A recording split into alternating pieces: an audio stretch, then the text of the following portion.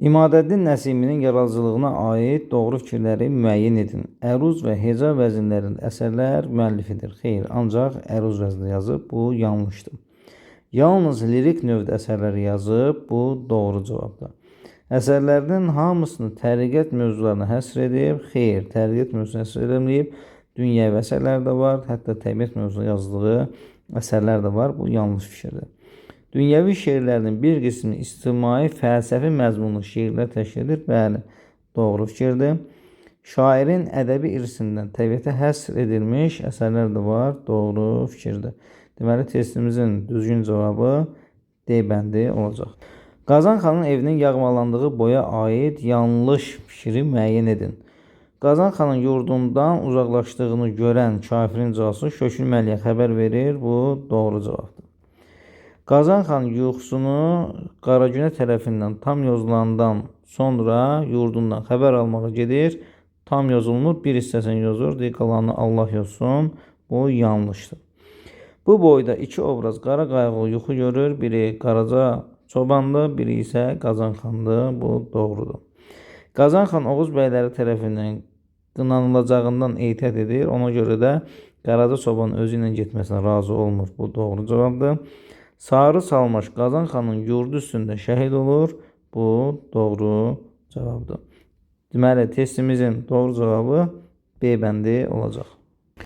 Müsibət-i Fəxrəddin əsərindəki Fəxrəddin obrazı əsasında cədvəli tamamlaya biləcək fikirləri müəyyən edin. Baxaq görə burada nə var? Fəxrəddin nadanlıqla mübarizə aparmağın çox çətin olduğunu deyir, düzdür. Bir gül ilə bahar olmaz fikrini deyir, düzdür. Deməli, bizə yenə düzgün olan fikir lazımdır.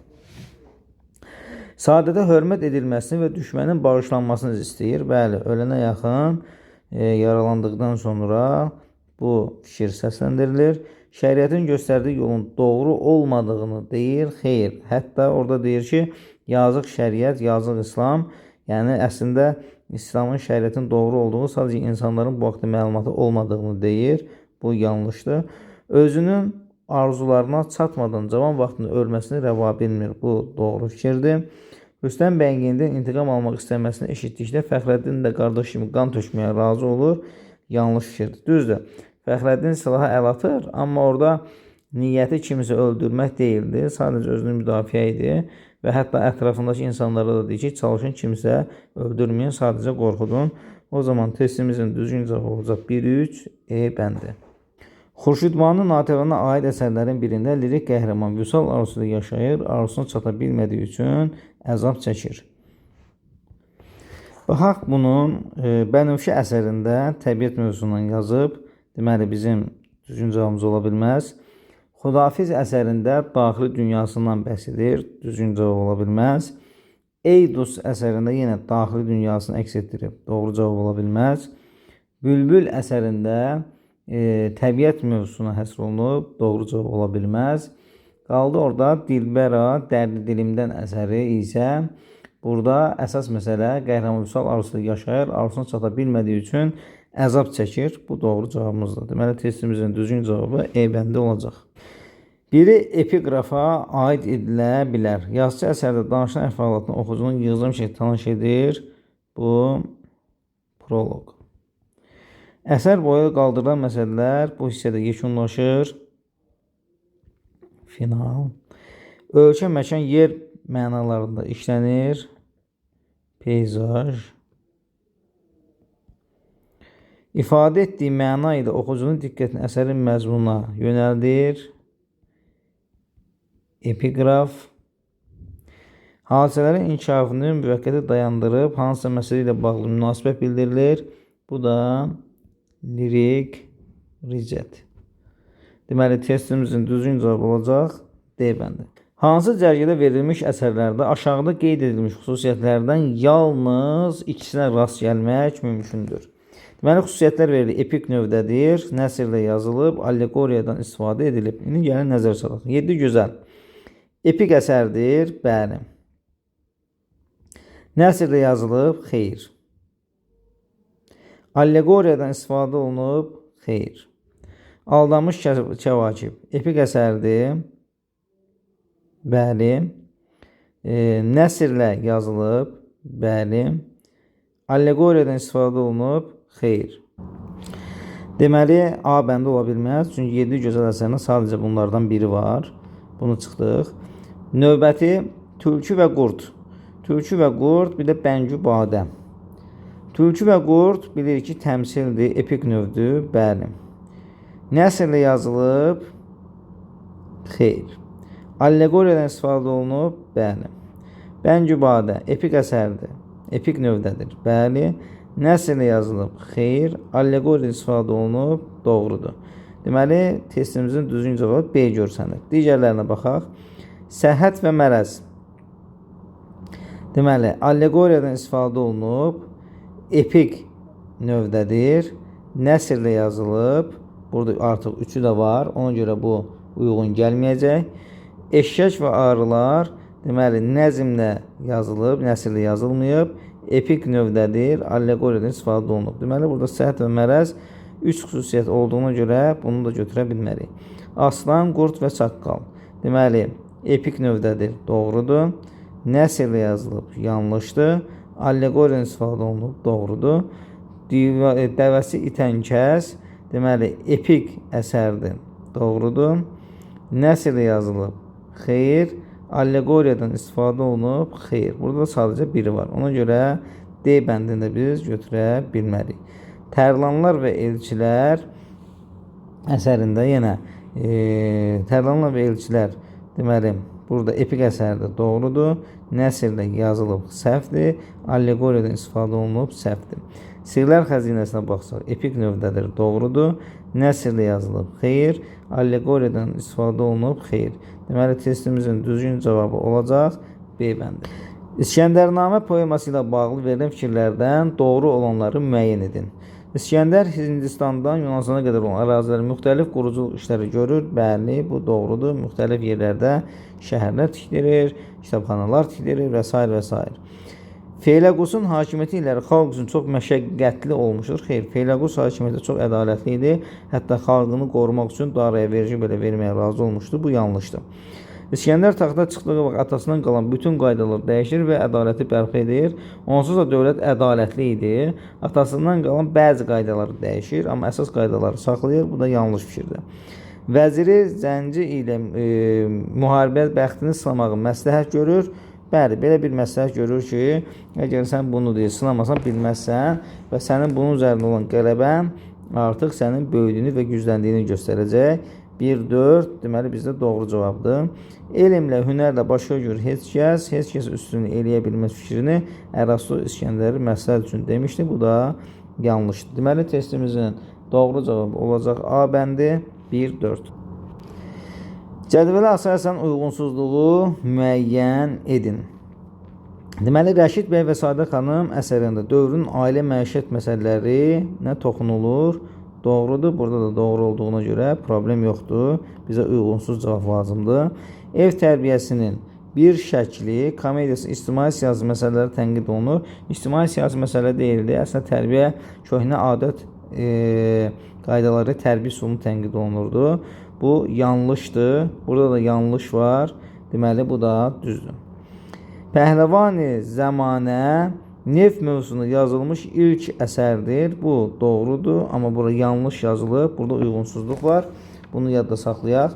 Müəllif Cuşqıl ictimai məzmun müxəmməsində insanları musiqidən uzaq qaçmağı səsləyir. Xeyr, uzaq qaçmağı səsləmir. Bu yanlışdır. Burada da yanlış olduğuna görə bu da bizə lazım olmadı.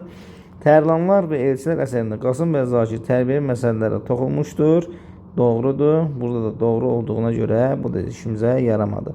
Deməli, testimizin düzgün cavabı C bəndi. Burada uyğunsuzluq olduğuna görə biz bu bəndi götürürük. Dövrlərin müqayisəsində yanlış fikirləri müəyyən edin. Burada intibah dövrü və orta dövr Azərbaycan ədəbiyyatı verilib. Əlimizə gəlib çatan yazılı ədəbiyyat nümunələrinin hamısı fars dilindədir. İntibah dövrünə aiddir. Doğru fikirdir. Yalnız lirik növdə olan əsərlər yazılırdı. Xeyr, intibah dövründə eyni zamanda epik növdə olan əsərlər də var idi. Bu yanlışdır.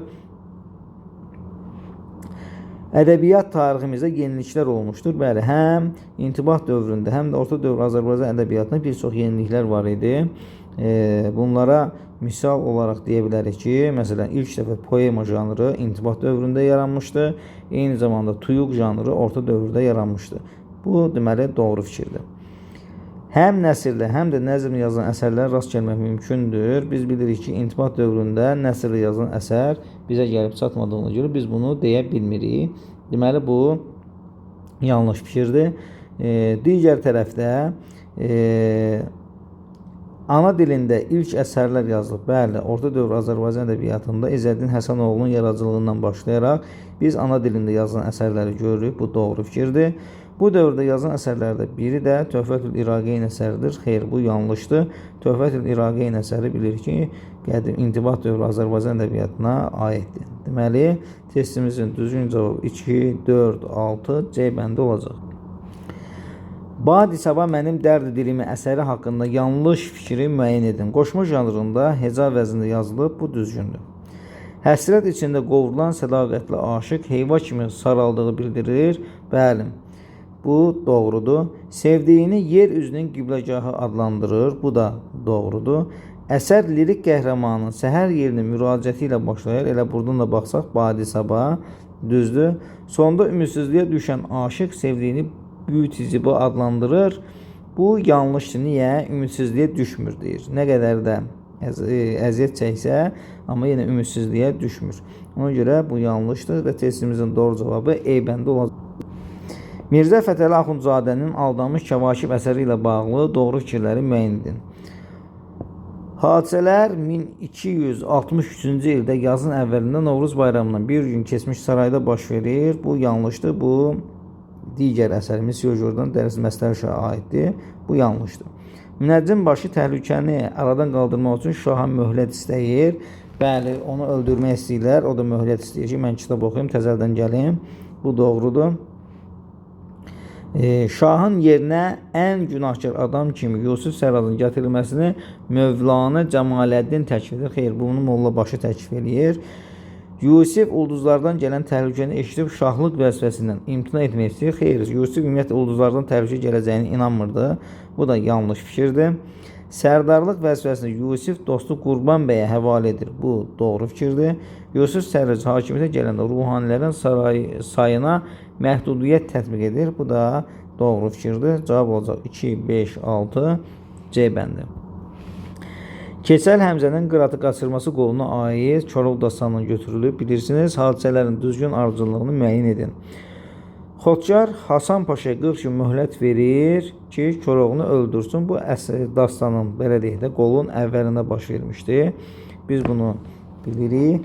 Keçəl Həmzə qıratının gətirilməsi qarşılığında Hasan Paşadan kiçik qızını istəyir. Buna baxaq. Mehdər Murtuz Koroğlunun igidliyinin yarısının qıratda olduğunu deyir. Bu Keçəl Həmzədən əvvələ aiddir. Bolu bəy Hasan Paşadan pəhləvan qəzər alınıb, bir də Mehdər Murtuz ona verilməsini istəyir. Deməli, burada bizə gələcək ikinci olacaq 4. Sonra üçüncü gələcək ilə 3-ə.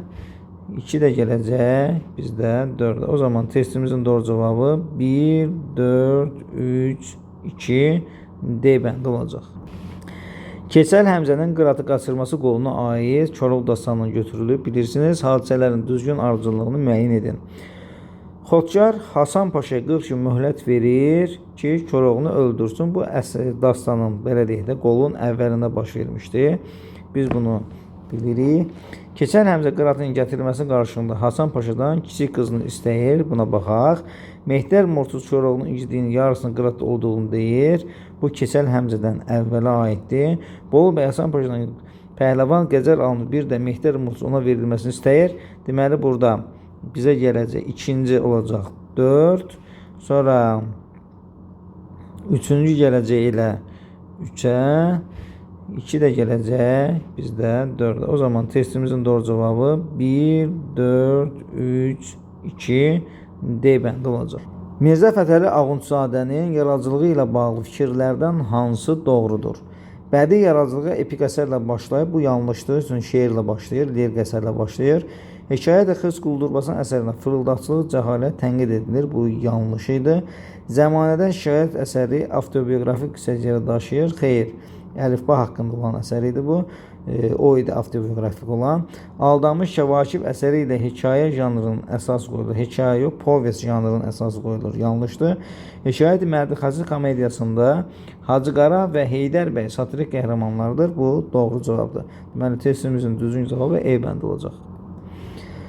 Cədvəldəki uyğunsuzluğu müəyyən edin. Zülf töküb üzə dilbər, çıxıbdır düzə dilbər, duvaq salın üzünə, gəlməsin gözə dilbər. Mərasim nəğməsinə aid olan nümunədir. Bəli, mərasim nəğməsi bilir iki yerə ayrılır. Toy nəğmələri və yas nəğmələri. Bu toy nəğməsinə aiddir. Deməli, burada cavab doğrudur. Əzim vətən yaxşı, geyməyə kətan yaxşı, gəzməyə qürbət ölkə, ölməyə vətən yaxşı. Bu bayatıdır. Bu janrın özünə məxsus sabit forma xüsusiyyətləri var. Deməli, bu da doğrudur. Dəlilərin bugün dava günüdür, müxənnət ölkəsi talanmaq gərək. Xalqın igid oğullarını düşmənlə döyüşə qəhrəmanlıq mərdiyyət səsləmək üçün oxudur. Bəli, qəhrəmanlıq nəğməsidir. Bu da doğrudur. Nənəm anazlı qoyun, qırqovul gözlü qoyun, pendiri kəsmə, qatığı üzlü qoyun. Bilir ki, qoyunçuluqla, yunla bağlı, südlə, pendirlə bağlı olanlar adlanır sayasız sözlər. Baxaq görə burada nə var? Nəğmələrin ən qədimi olan əmək nəğməsinə aid holavardır. Elə bu holavar adı burada yanlışdır. Ona görə uyğunsuzluq D bəndindədir. Tüstüsüz damlar, sarı badamlar, tənbəl adamlar, bu balama qurban. Biz bilirik ki, buna biz əzləmə deyirdik. Əzləmələr əsasən anılar körpəni əyləndirmək və əzləmək üçün oxuyur. Bu da doğrudur. Deməli, testimizin düzgün cavabı D bəndi olacaq. Verilənlərdən birinin qafiyə quruluşu fərqlidir. Dəhnamə, Türkün nəğməsi, Gənclərə nəsihət, Qafqaz müsəlmanlarına xitab, Leyli və Məcnun. Deməli, biz burada dəhnamə bilirik, məsnəvi formasında yazılıb. Qafiyə quruluşu AA, BB, CC şəklindədir. Türkün nəğməsi bəndlər formasında olan şeir formasıdır. Burada qafiyə quruluşu şeirin hissələrindən asılı olaraq dəyişir. Məsələn, ola bilər ki, burada A, B, digəri gəlir məsələn. Yenə B, bəndlər formasında olduğuna görə bu formadadır. Sonra davam edir yenə. Türkün tökülən qanları bihudə gedərmi? Diqqətlə düşün, yoxsa bu qan həbsi hədərmi? Qan ilə qazandıq zəfəri verməz əldən, xoş eyləmədik atəşi dəhşəti düvəldən. Burada da yenə bənd formasındadır. Ona görə bu biraz fərqli görsənir. Gənclərə nəsihət yenə məsnəvi formasındadır. Qafiyə quruluşu AA, BB, CC formasındadır. Qafqaz müsəlmanlarına xitab əsəri də yenə AA, BB, CC formasındadır. Leyli Məcnun əsəri yenə məsnəvi formasında olduğuna görə AA, BB, CC forması. Deməli, bizim testin doğru cavabı B bəndi olacaq. Şah İsmayıl Xətainin Dəhnamə əsəri əsasında cədvəldə uyğunluğu müəyyən edin. Məşuqənin taya bərabəri olmayan məğrur bir gözəl olduğunu görür. Bir də Bağban Pərinin hüzuruna gedir və çarəsiz qasis gördüyünü ona deyir.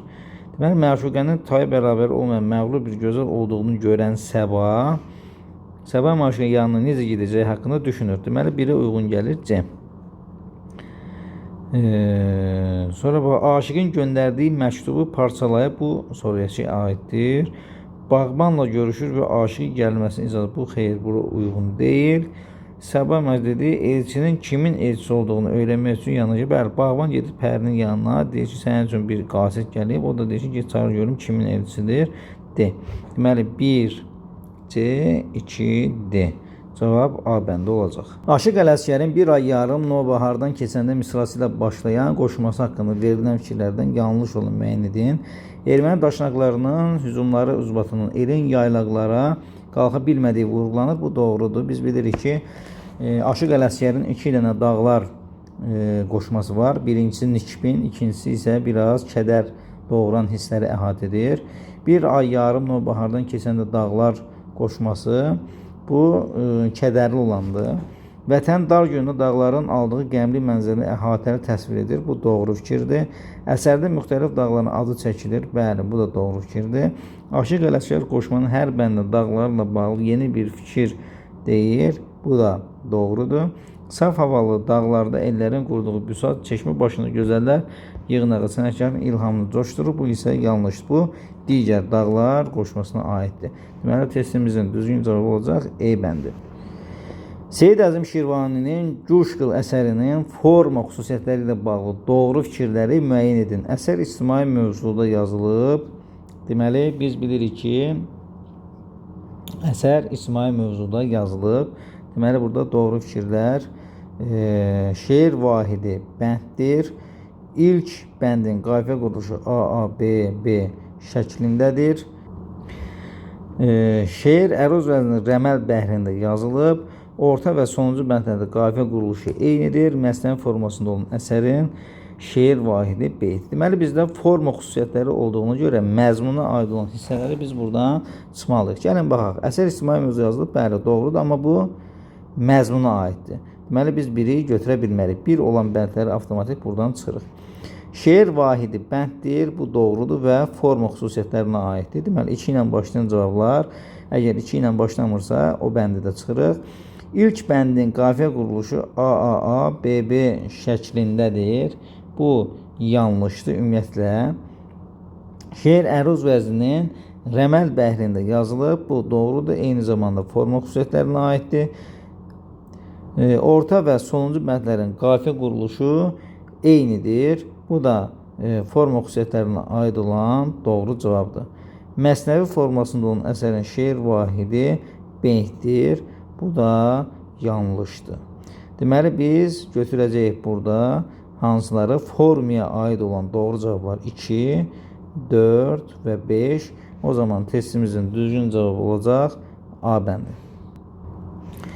Verilənlərdən yanlış olanını müəyyən edin. Ədəbiyyat nəzəriyyəsinə aid olan test tapşırığıdır. Hekayə, təmsil, povest, poema, roman və s. yazılı ədəbiyyat nümunələridir.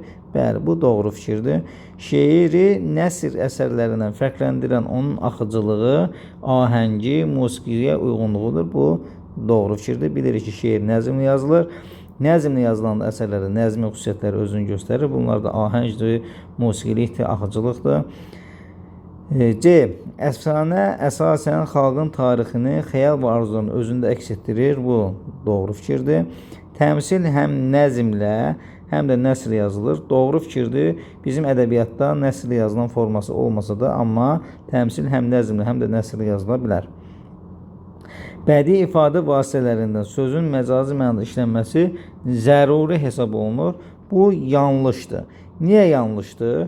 Çünki məcazi mənada işlənmə tələb olunur bədii təsvir vasitələrində. Bədii ifadə vasitələrində məcazilik şərti yoxdur. Ona görə testimizin düzgün cavabı olacaq E. Süleyman Sani Axundovun Nürəddin hekayəsi əsasında cədvəldəki doğru fikirləri müəyyən edin. Nürəddin İmamverdi babanı yoxlamağa getmək istəyərkən Əmir Aslanın pis niyyətinə xəbərdar olur. Bəli, bu doğru fikirdir. İmamverdi baba xəstə yatır, istəyir ki, gedib onu görsün. Çölə çıxmaq istəyəndə Əmir Aslanla Gülpərinin söhbətini eşidir. Deməli, biz bunun düzgün olduğunu buradan bilirik. İmamverdi babanın necə olduğunu öyrənmək üçün meşəyə qaçır. Xeyr, çünki Nürəddin İmamverdi babanın vəziyyətinin pis olduğu, ağır olduğunu bilir. Artıq ona heç bir kömək edə bilməyəcəyini düşünür. İmamverdi babanın da ona heç bir kömək edə bilməyəcəyini düşünür. Ona görə artıq onun yanına getmir və meşəyə doğru qaçır. Deməli, bu yanlışdır. Rəhim. Uşağın boyundakı duanın içinə baxarkən Gülüstan kitabı olduğunu görür. Bunu rəhimə eləyir, rəhim eləmir. Rəhimə uşağın boyundakı kitabı açır və içindən bir kitab çıxardır. Onu da verir rəhimə ki, baxsın görək bu nədir. Baharın Nürəddini qoruya bilməyəcəyini deyir. Bəli, bu rəhimə aiddir. Nürəddin Baharın yanına getmək istəyir. Rəhim də deyir ki, artıq Bahar səni qoruya bilməz. Ona görə get Baharı da çağır, gəlsin bizim yanımıza. Deməli, bunu doğru cavab kimi götürə bilərik. Gülpəriyə aid olan evə gec gəldiyi üçün Nürəddini döyür. Bəli, Nürəddini döyür. Bu doğru fikirdir. Hacı Nəsrin ölümündən sonra peşman olur və Nürəddinlə mehriban davranır. Düzdür, Nürəddinlə müvəqqəti mehriban davransa da, amma bunun səbəbi peşmançılıq deyildi. Onun maddi varlığını ələ keçirmək istəyirdi. Ona görə də bu səhvdir. Deməli, bizim doğru cavablarımız olacaq 1, 4, 5, D bəndi. Verilən fikirlərdən hansılar klasteri tamamlaya bilməz? Ana bacı, oğlunun istədiyi məktubu yazdıra bilməmişdi. Ona deyilən yaxşılıq qarşılığında corab hədiyyə edir. Bunlar doğrudur. Deməli, bizə bura yazıla bilməyəcək fikir lazımdır.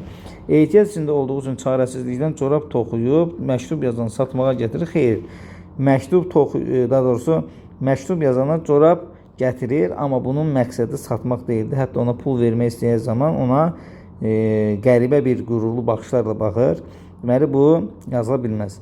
Savadsız olsa da qürurlu bir qadın idi. Bəli, bu doğrudur. Ona edilən yaxşılığı unutmur. Doğrudur. Məktubu daha düzgün yazmaq üçün oğlanı öz evlərinə dəvət edir. Oğlanı o öz evinə dəvət etmir. Artıq onlara bir neçə və gəlib məktubu yazdıra bilmədiyini görən bu hadisəni nəql edənin anası deyir ki, dur get onların evlərinə, hər şey orada özün həll elə. Bu yanlışdır. Oğlunun dediklərini eynisi kimə desə də istədiyi kağız yazdıra bilmir. Xeyr, savadsız olduğuna görə oğlunun dediklərini başqalarına izah edə bilmirdi. Ona görə kağızı yazdıra, yəni məktubu yazdıra bilmirdi. Bu da yanlışdır. Deməli, testimizin doğru cavabı olacaq 1, 4, 5, B bənd. Verilən fikirlərdən hansılar klasteri tamamlaya bilməz? Ana bacı, oğlunun istədiyi məktubu yazdıra bilməmişdi. Ona deyilən yaxşılıq qarşılığında corab hədiyyə edir. Bunlar doğrudur. Deməli, bizə bura yazıla bilməyəcək fikir lazımdır. Ehtiyac içində olduğu üçün çarəsizlikdən corab toxuyub, məktub yazanı satmağa gətirir. Xeyr, məktub yazana corab gətirir, amma bunun məqsədi satmaq deyildi. Hətta ona pul vermək istəyən zaman ona qəribə bir qürurlu baxışlarla baxır. Deməli, bu yazıla bilməz. Savadsız olsa da qürurlu bir qadın idi. Bəli, bu doğrudur. Ona edilən yaxşılığı unutmur. Doğrudur. Məktubu daha düzgün yazmaq üçün oğlanı öz evlərinə dəvət edir. Oğlanı o öz evinə dəvət etmir. Artıq onlara bir neçə və gəlib məktubu yazdıra bilmədiyini görən bu hadisəni nəql edənin anası deyir ki, dur get onların evlərinə, hər şey orada özün həll elə. Bu yanlışdır. Oğlunun dediklərini eynisi kimə desə də istədiyi kağız yazdıra bilmir. Xeyr, savadsız olduğuna görə oğlunun dediklərini başqalarına izah edə bilmirdi. Ona görə kağızı yazdıra, yəni məktubu yazdıra bilmirdi. Bu da yanlışdır. Deməli, testimizin doğru cavabı olacaq 1, 4, 5, B bəndi. Nümunədə işlənmiş bədii təsir vasitələrini müəyyən edin. Mənim könlüm deyir ki, həyat ondan küsənləri incidər. Möhkəm dəzgah, şirin əmək, incitər, hələ qarşımızdadır. Birinci misrada epitet və metafor var. Birinci misraya baxırıq. Burada mənim könlüm deyir var. Sadəcə metafor var. Epiteti olmadığına görə A bəndi getdi. İkinci misrada metonimiyə aid nümunə var. Ümumiyyətlə burada metonimiya yoxdur. Bu da səhvdir. Bütün misralarda epitet var. Elə A bəndində dediyimiz kimi birinci misrada ümumiyyətlə epitet yox idi. Ona görə bu da getdi. Bir və ikinci misralarda metafor var. Üçüncü misrada isə epitet işlənmişdir. Deməli, burada birinci misrada metafor var. Həyat ondan küsənləri incidir. Həyatın incitməsi bu da metafor kimi götürülənə bilər. Möhkəm dərəcə şirin əmək. Deməli, burada epitet artıq işləndi. Deməli, D bəndi doğrudur. Nümunədə bütün təsir vasitələrindən istifadə edilmişdir. Xeyr, yanlışdır. Testimizin düzgün cavabı oldu D bəndi. Nizami Gəncəvinin əsərləri əsasında cədvəldəki uyğun fikirləri müəyyən edin. Biz bu testi işləyərkən sütunların özlərinin daxilində olan şərtləri nəzər salmalıyıq. Sultan Səngər və Qarı əsərində doğru fikirlər, deməli burada doğrular. Yaralı uşağın dastan əsəri haqqında isə yanlış fikirlər, deməli burada da yanlışları götürməliyik biz. Qarı padşahın ədalətli olduğunu bildirsə də onun xadimlərinin zülm etdiklərini deyir. Bu yanlışdır. Padşah ölkəni abad görmək istəyirsə, xalqın xoşbəxt etməlidir fikri qarının dili ilə deyilir. Bu doğrudur. Uşağın ayağının, deməli, yaralı uşağın dastan əsəri, uşağın ayağının sınmasına səbəb dostlarının onu quyuya atması olmuşdur. Xeyr, uşağın ayağı sınandan sonra onu quyuya atmaq istəyirlər. Bu yanlışdır. Yaralanmış uşağı sevən dostlarından biri bu hadisənin gizli qalması və heç kəsin bilməməsini istəyir. Bu doğru cavabdır. Deməli, bizim testin düzgün cavab olacaq 2 və 3. Deməli, doğrunun altından doğrunu, yanlışın altından isə yanlışı seçməliyik. Molla Nəsrəddin jurnalı, bir də Füyuzat jurnalı ilə bağlı olan test tapşırığıdır. Cədvəldə verilənlər əsasında deməli doğru fikirləri müəyyən edin. Jurnalın deməli Molla Nəsrəddin jurnalına aid jurnalın nəşri ilə tənqidi realist ədəbiyyatı yaranıb və inkişaf etmişdir. Bu doğru fikirdir. Bəli, Molla Nəsrəddin jurnalı ilə tənqidi realist ədəbiyyat yaranıb. Ədəbi məktəb yaratmışdır, yarada bilmişdir. Ədəbi məktəb yaratmaq hər ikisinə aid olduğuna görə bunun burada işlənməsi yanlışdır. Bu orta hissədə işlənməli idi.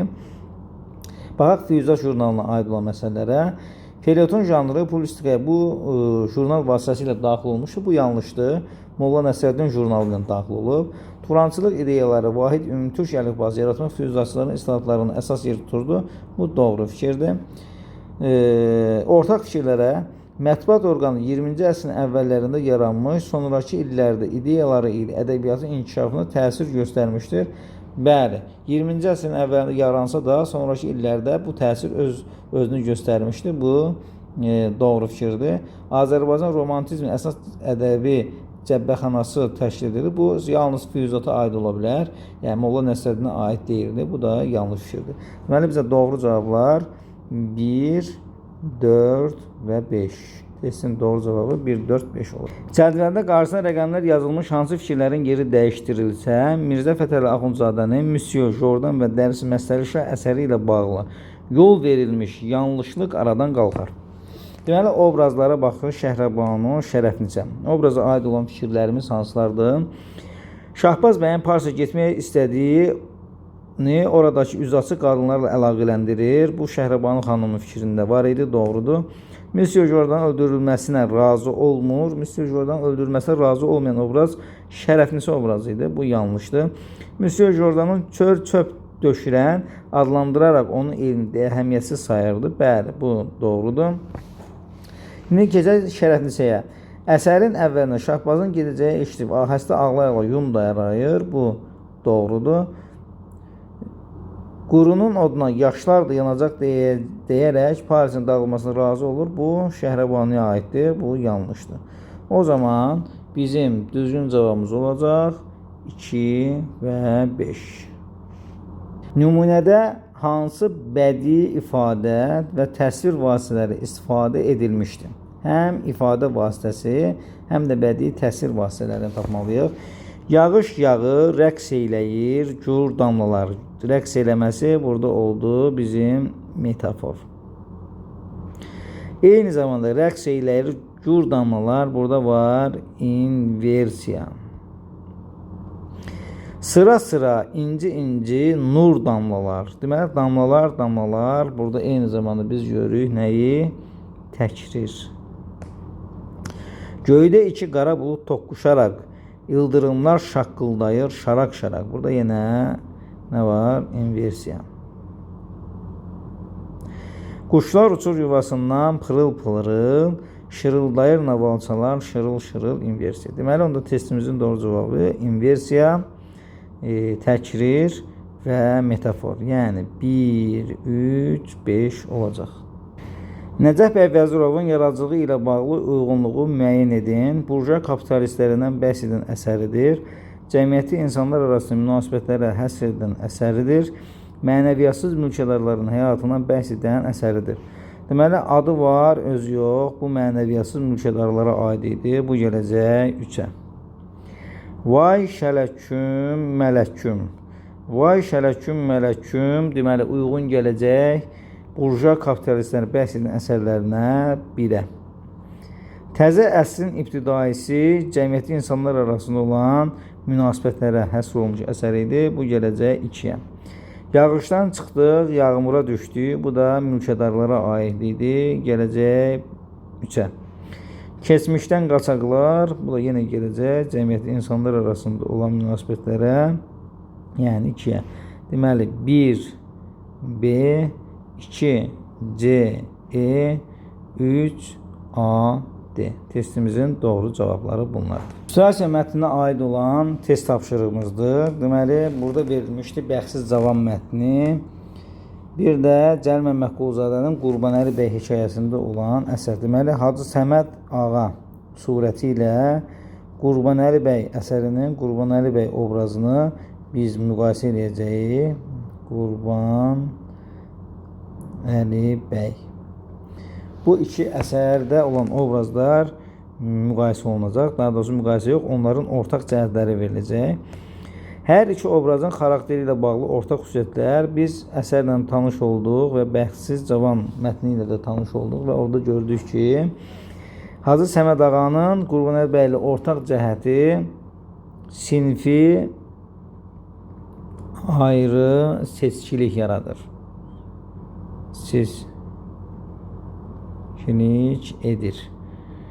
Onu hardan görürük? Orada olan obrazlar vasitəsilə, yəni içəri daxil olduğu zaman kəndlilərin, rəiyyətin orada olduğunu görür və onları tənbih edir, onlarla kobud davranır. Deməli, başqa nə yaza bilərsiniz? Zorakıldır. Zorakılığın tərəfdarıdır.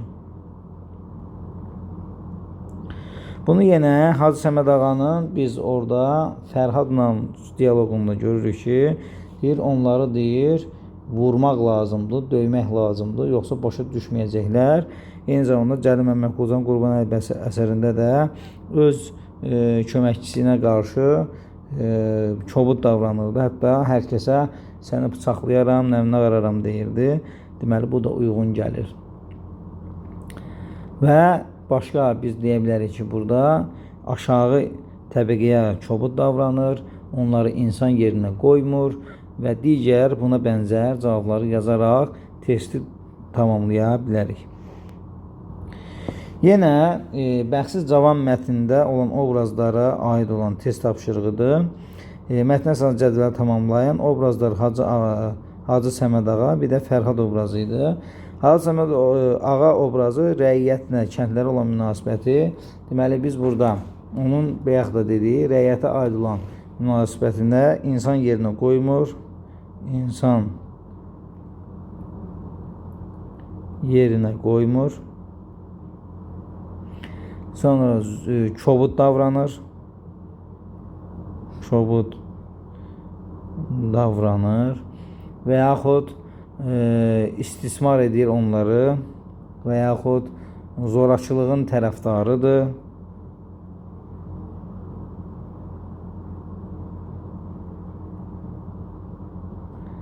Darıdır. Bunlardan hər hansı birini yazsanız doğru cavab götürüləcək. Fərhad obrazı isə rəiyyətin münasibəti mərhəmətlidir.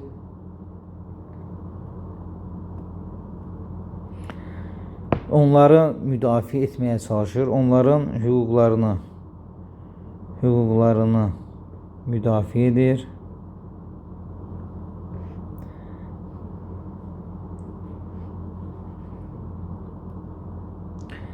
Sonra dərdlərinə şərik olur və yaxud onlarla söhbət edib dərdlərini dinləyir. Bu formada hər hansı bir uyğun cavab yazsanız testiniz doğru qiymətləndiriləcək. Əsərlərin forma xüsusiyyətlərinə əsasında cədvələ tamamlayın. Əbdürrəhim bəy Haqverdiyevin Bomba hekayəsi, bir də Əbdürrəhim bəy Haqverdiyevin Bəxtsiz Cavan dram əsəri, piyesi. Yine bunları müqayisə etdiyimiz zaman deməli, yazırıq ki, hekayə janrındadır. Buraya yazırıq, dram əsəridir. Dram əsəridir. Təhkiyə əsasdır. Burada diyaloqlara üstünlük verilir.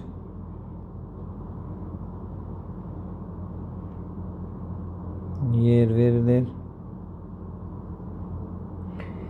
Sonra burada yaza bilərsiniz ki, nə yaza bilərsiniz başqa?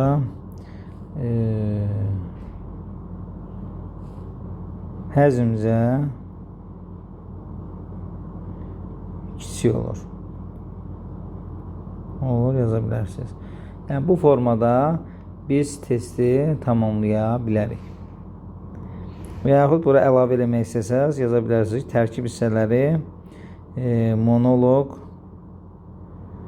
və dialoqlardan ibarət ola bilir və yaxud remarkadan istifadə edilə bilir, fərqi yoxdur. Və yaxud yaza bilərsiniz ki, müəllifin hadisələrə müdaxiləsinə